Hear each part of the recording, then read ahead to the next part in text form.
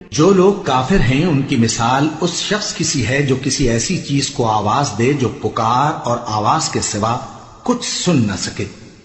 یہ بہرے ہیں، گونگے ہیں، اندھے ہیں کہ کچھ سمجھ ہی نہیں سکتے۔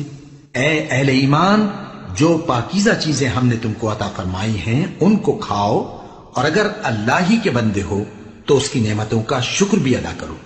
اس نے تو تم پر بس مرا ہوا جانور اور لہو اور سور کا گوشت اور جس چیز پر اللہ کے سوا کسی اور کا نام پکارا جائے حرام کر دیا ہے۔ ہاں، جو مجبور ہو جائے بشرطے کہ اللہ کی نافرمانی نہ کرے اور حد ضرورت سے باہر نہ نکل جائے، اس پر کچھ گناہ نہیں۔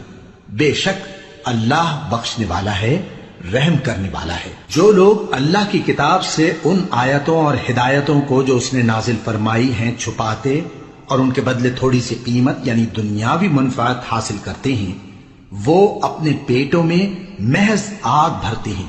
ایسے لوگوں سے اللہ قیامت کے دن نہ کلام کرے گا اور نہ ان کو گناہوں سے پاک کرے گا، اور ان کے لیے دکھ دینے والا عذاب ہے۔ یہ وہ لوگ ہیں جنہوں نے ہدایت چھوڑ کر گمراہی اور بخشش چھوڑ کر عذاب خرید لیا۔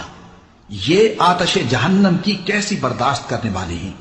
یہ اس لیے کہ اللہ نے کتاب سچائی کے ساتھ نازل فرمائی، اور جن لوگوں نے اس کتاب میں اختلاف کیا وہ ضد میں آ کر نیکی سے دور ہو گئے۔